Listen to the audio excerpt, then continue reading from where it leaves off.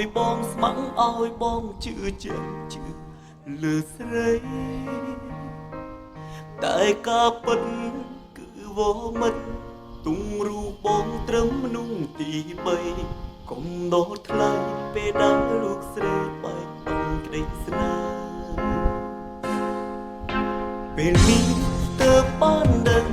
ឃើញប្រលឹងស្និទ្ធស្នាលនាងថ្មីសួស្រីថ្លៃអូនត្រូវជាអ្វីជាមួយនឹងគេអូនប្រាំថាជាសង្សារជាមនុស្សប្រុងដែលអូនសែនស្នេហ៍តើដឹងទេថាបេះដូងបងនេះឈឺប៉ុណ្ណាបើអូនមិនស្រឡាញ់តើចាំបាច់អីធ្វើជាអាណិតធ្វើបែបនេះចង់ឲ្យបងឈួតចិត្តព្រោះមិនប្រជឿពៀងសួរបានទៅជាអ្នកទី3ឬមួយស្រីមិនអានឹងចិនមកមិនស្រឡាញ់គួរអូនបានប្រាប់ពីដងបងឬមួយស្ងួនទុំបងគ្រាន់ជាអ្នកជំនួស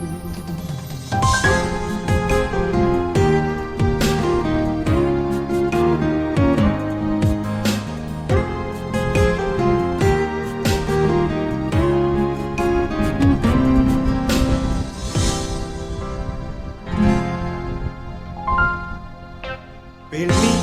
ទើបបានដឹងឃើញប្រលឹងស្និទ្ធស្នាលនាងថ្មីសួស្រីថ្លៃអូនត្រូវជាអ្វីជាមួយនឹងគេអូនប្រាំថាជាសង្សារជាមនុស្សប្រុងដែលអូនសែនស្នេហ៍តើដឹងទេថាបេះដូងបងនេះឈឺប៉ុណ្ណាបើអូនមិនស្រឡាញ់តើចាំបាច់អីធ្វើជាអាណិតធ្វើបែបនេះចង់ឲ្យបងឈួតចិត្តព្រោះមិនប្រជឿពៀងសួរបានទៅជាអ្នកទី3ឬមួយស្រីមិនអានឹងចិនមក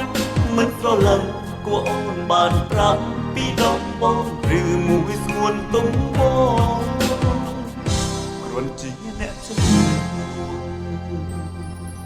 បើអូនមិនស្រឡាញ់តើចាំបាច់អីធ្វើជា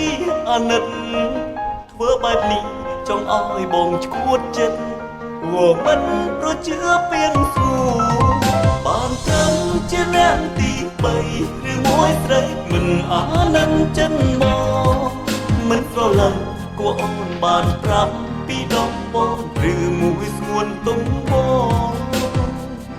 គ្រាន់ជាអ្នកជំនួស